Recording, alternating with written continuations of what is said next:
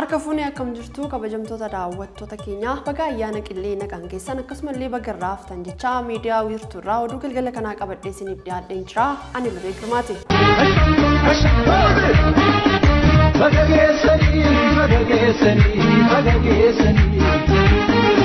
Ayyaana qillee bara kanaa ilaalchisee jala bultii irraa eegalee rakkoo nageenyaa tokko malee kabajamu poolisiin magaalaa Finfinnee beeksise. Poolisii Finfinneetti Daayirektarri Hariiroo Hawaasaa ajajaa itti aanaa Koomaandar Maarqos Taaddasaa akka jedhanitti ayyaanni qillee rakkoo nageenyaa tokko malee nagaan kabajamuu isaa himanii jiru. Balaa waliin wal qabatee guyyaa ayyaanichaa paarkii ICT'tti balaa tiraafikaa mudateen lubbuun tokko darbeera kan jedhanii fi poolisiin magaalaa Finfinnee hirmaannaa hawaasni ayyaanichi rakkoo nageenyaa tokko malee akka kabajamuuf tumsa taasiseef galateeffatee jira. Hoteelonni magaalaa Finfinneetti argaman Itoophiyaanota dhaloota lammaffaa keessummeessuudhaaf qophii barbaachisaa xumuruudhaan simannaa taasisuu eegalu waaldaan abbootii qabeenyaa hoteelota Finfinnee beeksise. Pirezidaantiin waaldichaa Aadde Asteer Solomoon FBC'tti akka himanitti hoteelonni Itoophiyaanota dhaloota lammaffaa biyya alaarraa gara biyyaa dhufaniif tajaajila amansiisaa fi saffisaa kennuudhaaf qophii taasisanii jiru. Tajaajiloota kennaman irrattis hir'isa gatii 25% taasisuudhaaf waliigalteerra gahuu ibsanii Itoophiyaanonni dhaloota lammaffaa turtii taasisan keessatti aadaa fi duudhaalee Itoophiyaa garaagaraa beeksisuudhaaf hoteelonni qophii addaa taasisuu kaasanii jiru.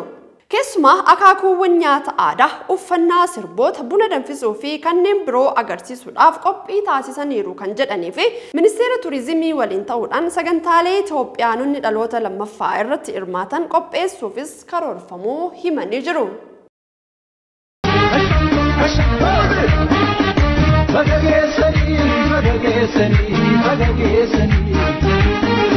Abban taayitaa miidiyaalee Itoophiyaa televezyiiniin Abbaay sagantaa aadaa fi duudhaa gaarii hawaasaa yaadota hin kabajne tamsaaseera jedhuun akeekkachiisa dhumaa kennuu beeksisee jira.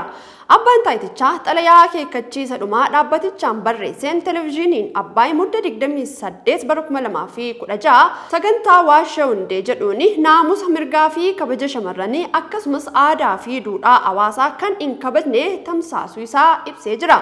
Sagantaan tamsaafame kunis wixinee labsii abbaa taayitaa miidiyaalee Itoophiyaa 1238/2013 keeyyata 68 muraa 2 dambiiwwan aabaa fi daajala jiranii kan cabse ta'uu akeekee jira.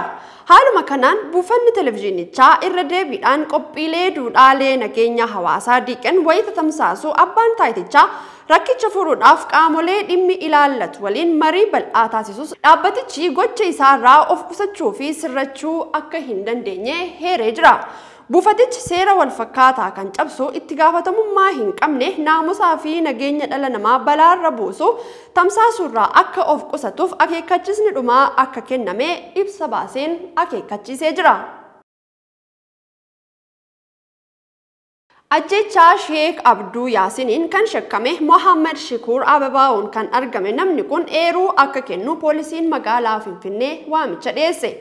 Finfinnee naannawaa Askoo bakka addaa Addis Safaritti abbaa amantaa Sheek Abduu Yaasiin wayita salaatarraa deebi'anitti rasaasa dhukaafameen lubbuun isaanii darbuun kan yaadatamudha.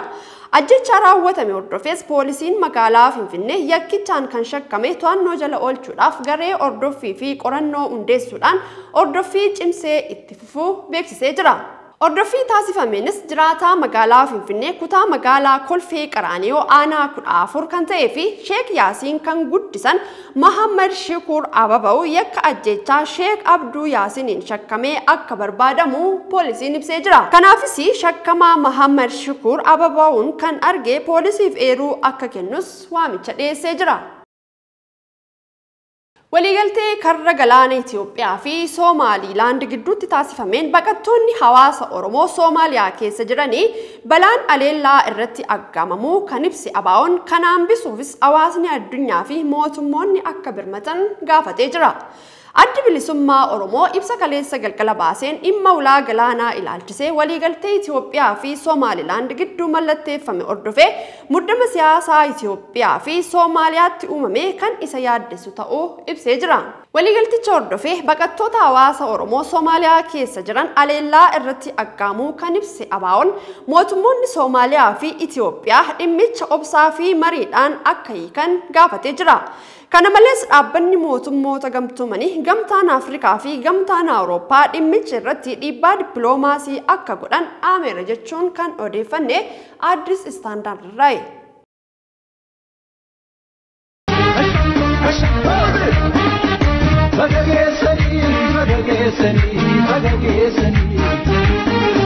Kan daawwachaa turtan miidiyaa wiirtuurraa oduun galgala kanaaf qabannee dhiyaanne kana fakkaata. Nu daawwachaan waliin turuu keessaniif hedduu sin galateeffannee miidiyaa wiirtuurraa qophiilee afaan waliin turtii gaarii qabaadhaa.